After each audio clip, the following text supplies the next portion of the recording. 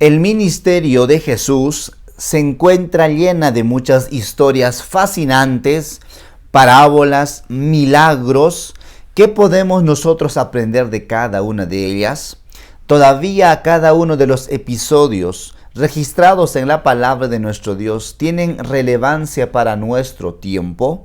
Bienvenidos a nuestro comentario de la lección de Escuela Sabática. Esta semana veremos temas bastante interesantes con el título Controversias. Comencemos.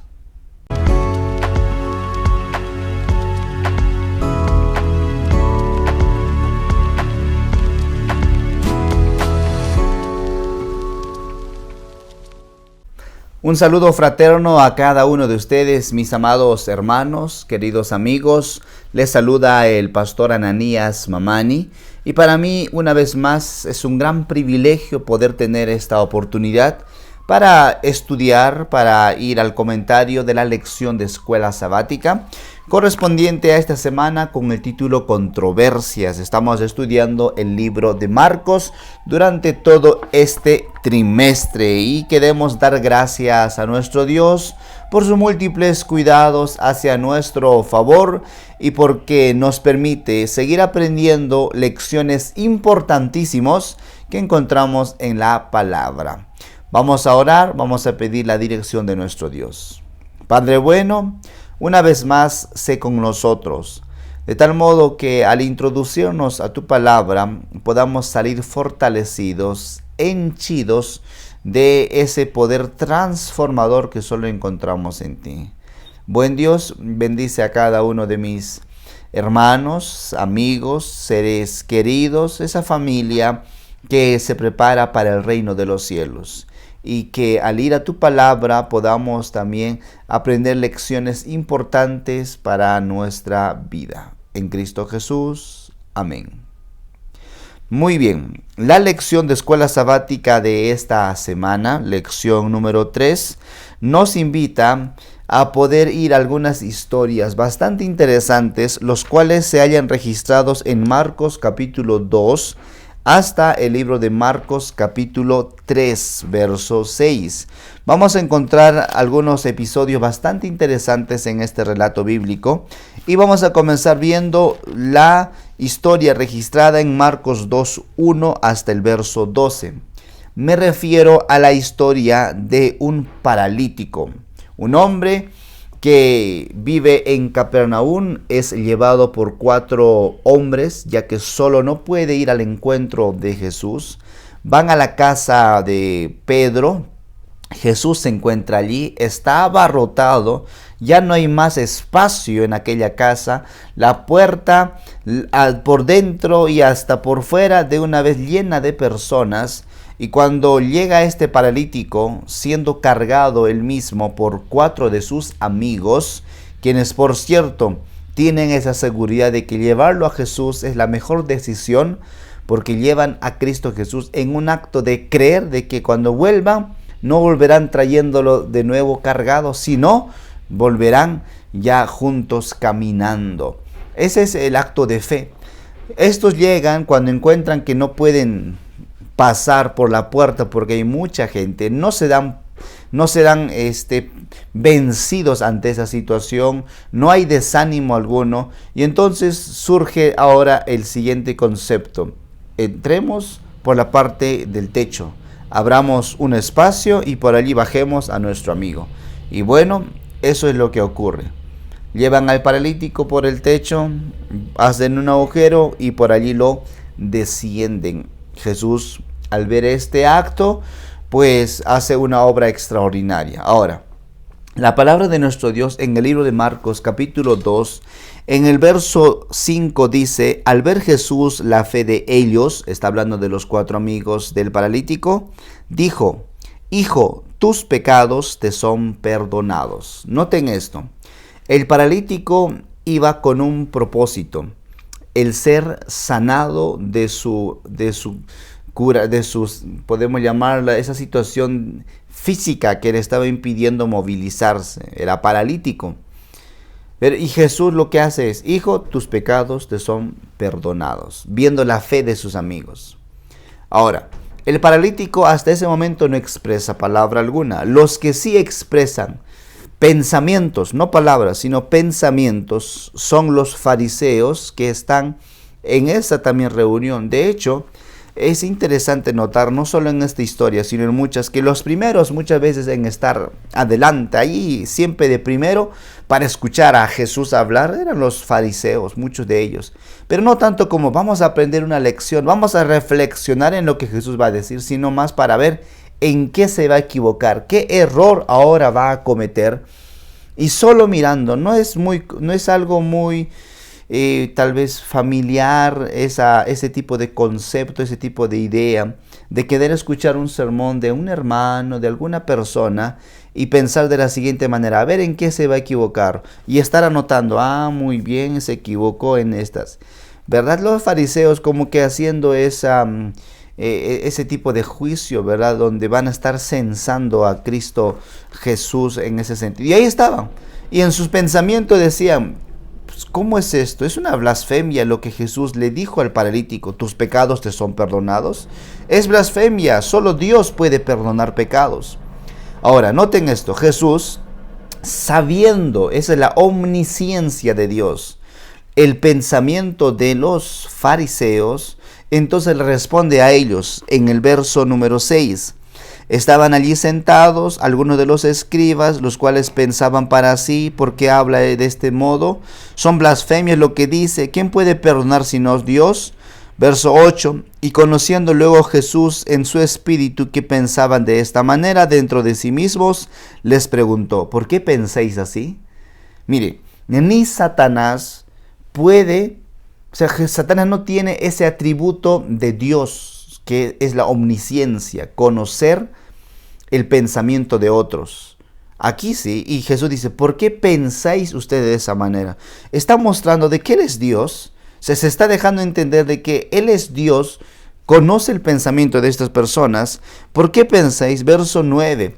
Probablemente dirían ellos también, ¿verdad? Los fariseos, ¿por qué perdona? Solo Dios puede perdonar. Y aparte, es fácil decir, perdono tus pecados. Pero Él no vino para que sean perdonados pecados. Él vino para ser sanado de su dolencia, que sea curado de ese paralítico. Y Jesús dijo, no, ¿por qué pensáis así? ¿Qué es más fácil decir? Y contesta diciendo, o les dice a ellos en el verso 9, ¿qué es más fácil decir al paralítico, tus pecados te son perdonados? O decirle, levántate, toma tu camilla y anda. Pues para que sepáis que el Hijo del Hombre tiene potestad en la tierra para perdonar pecados. Y le dijo, a ti te digo, levántate, toma tu lecho, camina y vete a tu casa. Qué cosa interesante. En esta historia podemos aprender bastantes lecciones sumamente interesantes en la palabra de nuestro Dios. Podemos encontrar muchos datos bastante poderosísimas, ¿verdad? Y aquí Jesús va en ese contexto, ¿verdad? En ese concepto. Al final hace ese milagro impresionante que solo Dios puede obrar. Muchas veces los que están tal vez dirigiendo o aquellos que tienen influencia, liderazgo, se atribuyen el papel de ser esos censores, ¿verdad? Que van allí siempre emitiendo un juicio, ¿verdad? Porque dicen en su pensamiento de que lo que ellos consideran, eso es correcto, eso está bien, pero lo que otros dicen, no está bien. De tal modo que si no dicen conforme a lo que yo pienso, entonces está equivocado. Y más aún, dejan de lado lo que Miqueas capítulo 6, versos 6 al 8 nos invita, ¿verdad? Que Dios se complace en ver a sus hijos practicar la justicia, la misericordia, la conducta humilde ante Dios. Y ellos no estaban pensando en eso, estaban obsesionados, defendiendo de una manera muy estricta el hecho de cómo debe ser percibido Dios, pero no sabían que Dios estaba entre ellos, que Dios estaba entre ellos, y no vieron la actuación de Dios frente a sus ojos. Muchas veces uno es cegado cuando no tiene esas características de una vida de amor, de completa entrega, de un espíritu que pueda estar resuelto a que el Dios pueda impresionar en su vida, abrir apertura a que Cristo Jesús ingrese en el corazón. Y cuando no hay eso, por supuesto, siempre van a surgir situaciones. ¿Cómo podemos nosotros también evitar, verdad? ¿Cómo podemos nosotros evitar caer en esa misma trampa de estos hombres obsesionados en tantas formas de religión, tantas tradiciones de religión, costumbres, y olvidar realmente lo que es la importancia de la verdadera religión, ¿verdad? Que Dios nos ayude, que Dios nos fortalezca. Medite en esta pregunta. La siguiente historia está en el capítulo 2, verso 13 en adelante, el cual hace mención, esto hasta el verso 17, la historia del llamamiento de Leví. Leví, también conocido como Mateo, más tarde este mismo se convertiría en el discípulo de Cristo Jesús, uno de los apóstoles. Este Leví Mateo, un recaudador de impuestos. Dice la palabra, verso 13, después volvió a la orilla del mar y toda la gente venía a él y les enseñaba, y al pasar vio a Leví, hijo de Alfeo, sentado al banco de los tributos públicos, o sea, un recaudador de impuestos, y le dijo, sígueme, y él levantándose lo siguió. Lucas dice, agrega mencionando de que dejándolo todo se levantó y lo siguió. Qué cosa interesante, ¿verdad? Leví, un hombre determinado, ya un hombre que no tenía amigos, un hombre que era considerado traidor, porque ser un recaudador de impuestos es alguien que trabaja como siendo un, ¿cómo llamarlo esto? Un funcionario para el poder predominante de ese entonces políticamente. Esto me refiero al gobierno local, Roma, ¿verdad? O el gobierno nacional que se estaba teniendo en ese entonces. ¿Y quién trabajaba para ellos? ¿Quién pedía los impuestos? Leví. Y pues la fama de los recaudadores de impuestos era una cosa terrible. De hecho, uno de los tratados de ese entonces, llamado el Mishnaico Tohorot, dice que si un publicano entra en una casa, todo lo que está dentro de ella se vuelve inmundo. Noten hasta qué punto llegaba este concepto, ¿verdad? Si el publicano entraba a mi casa, todo quedaba inmundo, solo porque un publicano, un recaudador de impuestos entró. Y por eso los fariseos siempre cuestionando, ahí también estaban ellos y mirando lo que estaba haciendo Jesús. Y cuando Jesús le dice, sígueme, y él levantándose lo siguió, entonces ellos empiezan ahora a criticar, a juzgar, a murmurar, diciendo, ¿qué es esto, verdad? ¿Qué es esto que Jesús se sienta, que come, que bebe? Versículo número 16. ¿Qué es esto que él come y bebe con los publicanos y pecadores? Noten esto. O sea, tenían realmente, ¿dónde estaba el amor hacia el prójimo? ¿Hasta qué nivel había llegado ese odio por muchas otras personas, verdad? Y Jesús no trata de alguna manera el asunto, rechazar la idea, sino revierte esta pregunta diciendo, ¿qué es esto, verdad? Que bebe con publicanos, come y bebe con estos pecadores. Jesús revierte diciendo, yo no he venido, dice la palabra, los sanos no tienen necesidad de médicos, sino los enfermos, y no he venido a llamar a los justos, sino a pecadores. De tal modo que Jesús aquí se presenta como un médico espiritual. Ese es el médico divino. Qué fácil es, cuando vemos un error, levantarse rápido para juzgar, para señalar. Que Jesús no es así. Y este día yo quiero animarlo a que ponga su vida en las manos de nuestro Dios, que Él es el que puede sostenerlo, puede sustentarlo. Él es el Dios todopoderoso. Leví, qué gran ejemplo, dejando todo, su comodidad, sus ingresos, sus riquezas, para ir. El Hijo del Hombre no tiene ni dónde recostar su cabeza, se va con Cristo Jesús. Qué tremenda decisión. Porque cuando Jesús llama, no hay quien se resista, pero hay que tener apertura en el corazón para ir a la presencia de Jesús. Allí mismo se presenta en el libro de Mateo 2, 18 al 22, los discípulos de Juan y los fariseos, dice, estaban ayunando. y preguntan ahora a Jesús diciendo, ¿por qué los discípulos de Juan y los fariseos ayunan y tus discípulos, Jesús, no ayunan? ¿Por qué no hacen? Están rompiendo una norma, una tradición que se tiene, y el ayuno es parte de esta regla. ¿Qué es esto? ¿Por qué? Y está mal. Ahora en el verso 19 Jesús dice, ¿acaso pueden ayunar los que están de bodas mientras está con ellos el esposo? Se lleva a reflexionarlos ahora a ellos, ¿verdad? Tratando de mostrarle que Él es el novio, ¿verdad? Él es el invitado especial, Él es el protagonista especial en esta fiesta. Y si está el novio, ¿cómo tú puedes ayunar, verdad? Si hay celebración, si está allí el novio y si está allí el esposo. Pero vendrán días cuando el esposo les será quitado, esto refiriéndose cuando Jesús muera, ¿verdad? En la cruz. Entonces en aquellos días ayunarán, nadie pone remiendo de paño nuevo en vestido viejo, de otra manera el mismo remiendo nuevo tira de lo viejo y se hace peor la rotura, y nadie echa vino nuevo en odres viejos, de vino que se derrama y los odres se pierden, pero el vino nuevo en odres nuevos se ha de echar. Estoy leyendo capítulo 2, versos 21 y 22. ¿Qué nos dicen esto? Que muchas veces uno trata de justificar sus diferentes formas de proceder bajo unas reglas, unas normas, basado en tradiciones, basado en costumbres, para hacerlos una regla de mandamiento.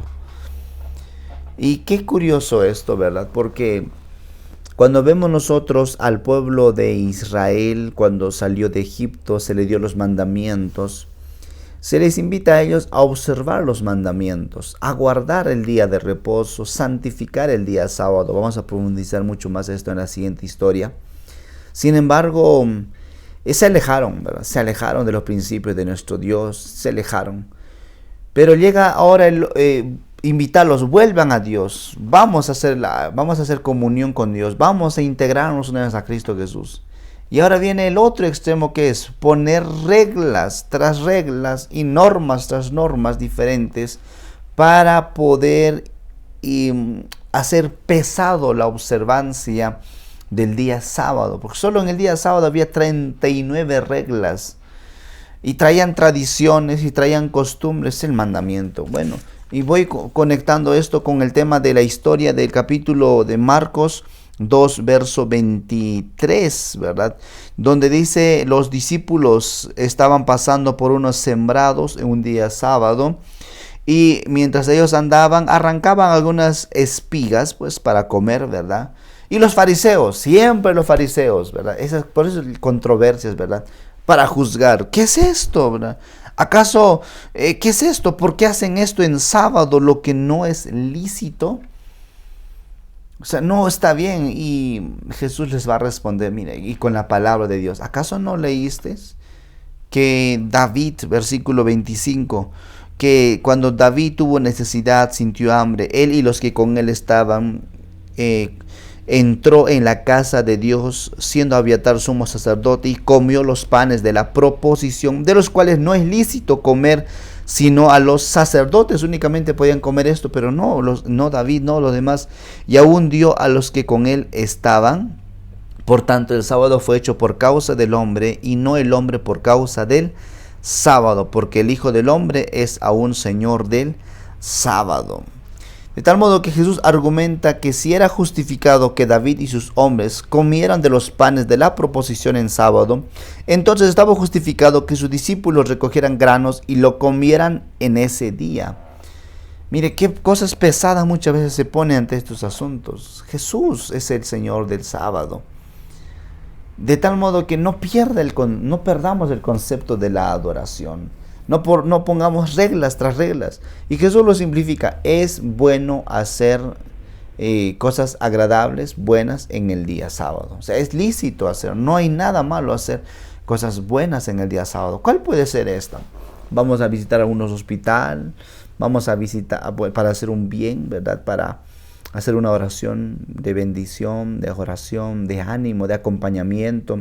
a una prisión, dar estudios bíblicos, pues hacer alguna obra social en bien de, no en lucro, no de forma lucrativa, no buscando un beneficio personal, sino para servir. Y eso es el concepto que Jesús dice, es lícito pues hacer bien en el día sábado.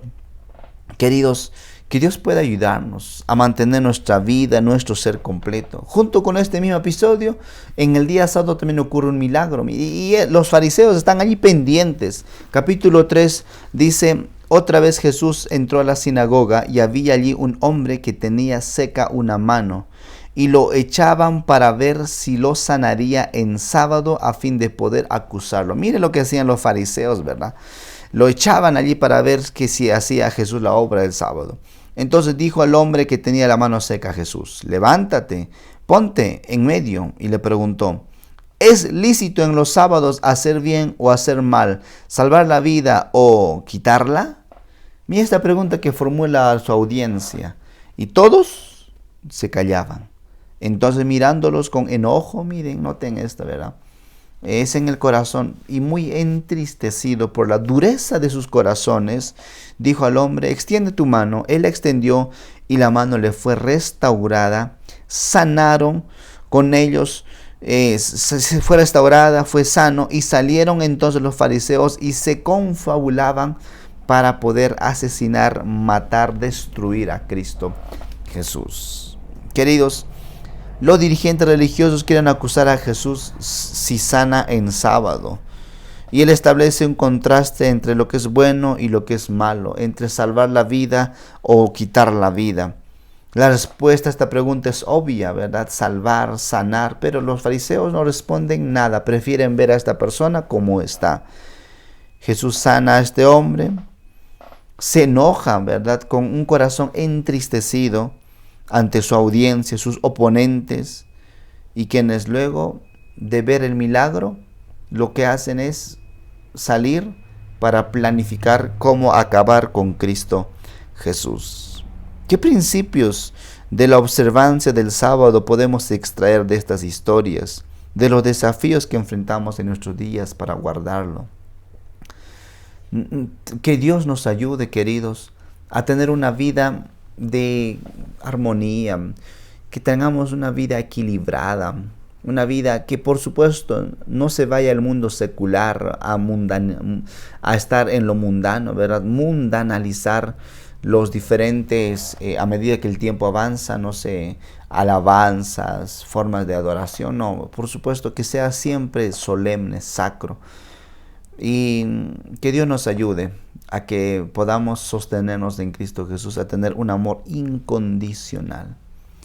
En la parte final ya de nuestra lectura de esta semana y del comentario, entramos ahora en otro episodio. Hasta aquí estas historias que analizamos, estas 5 historias. Y finalmente termina con otro episodio, esta vez aconteciendo del capítulo de Marcos, capítulo número 3, versículo 20 hasta el verso 35.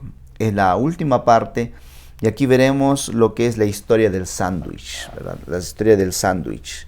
Esta historia del sándwich es, ¿verdad? Tiene la parte externa de la historia, lo externo, y lo que tiene por dentro. Voy a poner un caso de esta naturaleza. Voy a poner aquí este folleto que tengo aquí conmigo. Esta es la historia interior y el sándwich exterior y el otro sándwich, ¿verdad? Que es la parte externa de la historia. En la parte externa de la historia se encuentran los familiares, los hermanos de Cristo Jesús, seres queridos de Cristo Jesús. Y en la parte historia interna se encuentra la acusación de los fariseos de decirle de que Jesús, si hace las obras, es por obra de Satanás. Esta se le conoce como esa forma de expresar, ¿verdad?, la historia del sándwich, ¿verdad? Que hay un episodio dentro de dos, ¿verdad? Dentro de esta historia externa que son los padres. ¿A qué se refiere esto? Bueno, en la historia externa, nosotros podemos encontrar que los parientes de Jesús están tratando de hacerse cargo de Jesús porque piensan que está fuera de sí. Marcos 3:20 dice, y se juntó de nuevo tanta gente que ni siquiera podían comer pan. Mira, Jesús, no podían alimentarse. Y cuando lo oyeron, los suyos vinieron para prenderlo porque decían, está fuera de sí. Noten esto, está loco. Está disvariando, debe comer. ¿Qué pasó con esta situación? No atienden y aquello. Jesús no, y aparte nos va a causar una inseguridad, nos va a crear algún tipo de amenaza. Mejor no, hay una inestabilidad mental y lo que ellos, ¿verdad?, tienen en sus pensamientos. Y están allí para aprender, para tomar a Cristo Jesús, para llevarlo, ¿verdad?, en una instancia de apartarlo del público que está, para que finalmente lo puedan prenderlo y llevarlo a otro espacio, muy probablemente, diciendo, está fuera de sí, no está al 100, no está cabal.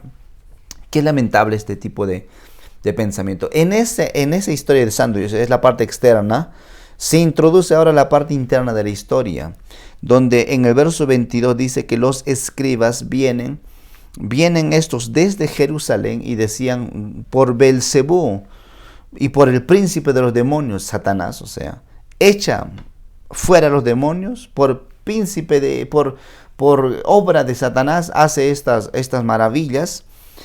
Y Jesús va a responder en esa historia interior de este sándwich. ¿Cómo puede Satanás, verso 23, cómo puede Satanás echar fuera a Satanás? ¿Cómo puede esto?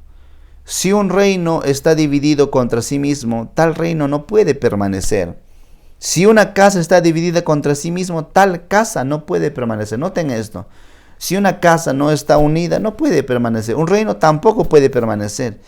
Y si Satanás se levanta contra sí misma, se divide, no puede permanecer, sino que ha llegado a su fin. Se quiere mostrar Jesús, lo que estoy haciendo no es obra de Satanás, es obra del Espíritu Santo, es obra de Dios. Y ahí lo que introduce el pecado imperdonable. 27. Nadie puede entrar en la casa de un hombre fuerte y saquear sus bienes sin antes no lo ata. Solamente así podrá saquear su casa. De cierto os digo que todos los pecados y las blasfemias, cualesquiera que sean, les serán perdonados a los hijos de los hombres. Pero el que blasfeme contra el Espíritu Santo no tiene jamás perdón, sino que es reo de juicio eterno. Es que ellos habían dicho, tiene espíritu impuro. ¿Qué significa esto? ¿Qué es este pecado imperdonable que no se puede perdonar? Es la blasfemia, es ir contra el Espíritu Santo. Es mostrar de que la obra que viene de Dios y del Espíritu Santo, decir, no es obra de Dios, no es obra de la deidad, no es obra del Espíritu Santo, es obra de Satanás. Ese tipo de pecado no se puede perdonar. ¿Por qué razón? Porque cuando uno mira una obra y no reconoce que esa obra es de Dios, no reconoce que esa obra viene de lo divino, es porque ha cerrado la puerta de su corazón a la voz del Espíritu Santo, de tal modo que no tiene cabida en su mente de que esa obra viene de lo alto, y por esa razón, por ese tipo de formato de pensamiento, por ese tipo de idea de que la obra divina es de Satanás y no de Dios, no tiene perdón. Porque la obra, el que no se puede perdonar, no es que el Espíritu Santo no quiera perdonar, no es que Dios no quiera perdonar, sino porque una persona cerró la puerta de su corazón para que el Espíritu Santo siga trabajando en su corazón. Y cuando atribuyen de esa manera, dice no. Por eso la parte final dice, porque ellos habían dicho, tiene espíritu impuro. Que Dios nos ayude a tener mucho sumo cuidado en este asunto. Si muchas veces cometemos algún pecado y ya no hay ni remordimiento, ya no hay un asunto de conciencia, preocupémonos, queridos, porque muy posiblemente sea porque ni el Espíritu Santo está tocando nuestros corazones. Están duros. Como dijo la palabra, hay una dureza en el corazón del hombre. Que Dios pueda ayudarnos a que si hay un pecado, reconocer, quitar nuestro orgullo, quitar la soberbia, el rencor y tener amor por nuestro prójimo y por nuestro Dios. Cierra este sándwich con la historia ahora con los familiares, verso 31. Entre tanto llegaron sus hermanos, su madre, y quedándose afuera enviaron a llamarlo. Y entonces la gente que estaba sentada alrededor le dijo: tu madre y tus hermanos están afuera y te buscan. Y él les respondió diciendo: ¿quiénes son mi madre y mis hermanos? Y mirando a los que estaban sentados alrededor les dijo: aquí está mi madre y mis hermanos, porque todo aquel que hace la voluntad de Dios, ese es mi hermano, mi hermana y mi madre. De tal modo que si Jesús es cierto, antes dijo que si en una casa está dividida contra sí misma, tal casa no puede permanecer. Como que pareciera que aquí hay una contradicción de idea, una profunda ironía ante esta situación, pero no, Jesús dice que una casa dividida contra sí misma no puede permanecer, y a primera vista parece que en la historia externa la propia casa, la familia de Jesús, está dividida en contra de Cristo mismo. Pero Jesús resuelve esta situación compleja redefiniendo el concepto de familia y dice que su verdadera familia está constituida por quienes hacen la voluntad de Dios junto con Él. Queridos, que Dios pueda ayudarnos a que nuestra vida pueda estar siempre fija en Cristo Jesús. No desanimemos, vayamos a Él, vayamos a socorrernos, a auxiliarnos en el poder transformador de Cristo Jesús. Por supuesto, más adelante sus hermanos reconocerán quién es Jesús. En el libro de Hechos se encontrará este episodio bastante interesante. Lo cierto es que aquí hallamos que no es fácil la predicación, no es fácil hacer un ministerio. Por eso oremos por quienes se dedican a esta causa. Usted mismo, compartiendo la palabra, estudios bíblicos, predicando, no es fácil. Jesús pasó por muchas situaciones y controversias, fariseos atacando, fariseos buscando cómo eliminar, matarlo, la misma familia muchas veces, pero Dios dice: hay más familia y tú eres parte de ella si haces mi voluntad. Y todos los que hacen la voluntad de nuestro Dios es nuestra familia. De tal modo que alce su mirada, mira a su alrededor. Hay un pueblo que se está preparando para el reino de los cielos. Esa es su familia espiritual. Dios pueda guiarlo, bendecirlo, y que el Todopoderoso pueda guiar nuestros caminos para gloria y honra del nombre de Cristo Jesús. Esto fue el comentario de la lección de escuela sabática correspondiente a esta semana. Que Dios pueda ayudarnos. No quiero finalizar esta lección sin invitarlo a vivir una vida de experiencia cristiana y a vivir una vida de completa armonía con nuestro Dios, a vivir una vida de entrega, pero sobre todo de decisiones, de dejar de hacer juicios, de empezar a amar a nuestro prójimo, de dejar de pensar en ideas que lleven a asuntos que no tienen nada que ver de manera santa o espiritual, y empezar a tener mansedumbre, humildad por nuestro prójimo. Que dejemos de mirar a nuestro prójimo y nos miremos primeramente a nosotros. Que dejemos de pensar cuándo, Señor, vas a obrar, cuando Dios ya está obrando. Que Dios pueda guiarlo, Dios pueda hacer con usted y la misericordia de Él pueda socorrerlo siempre. Vamos a orar y finalizar este comentario. Gracias te damos, Señor, por tus cuidados en nuestra vida. Sigue, Señor, en medio nuestro, de tal modo que todo nuestro ser sea para ti. Ayúdanos a tener una vida de completa entrega a tu nombre, y sea, Señor, nuestra vida siempre una oportunidad de crecimiento, de fortaleza. Bendice a cada uno de mis amados hermanos, querida familia, y nuestro ser, Señor, pueda ser en continua preparación para el reino de los cielos. Oramos también para que nosotros haya amor por nuestro hermano, nuestra hermana, nuestro amigo, nuestra amiga, nuestra familia, un amor en ese espíritu de hermandad y en ese espíritu de desear el bien para el reino de los cielos. En Cristo Jesús. Amén, Señor.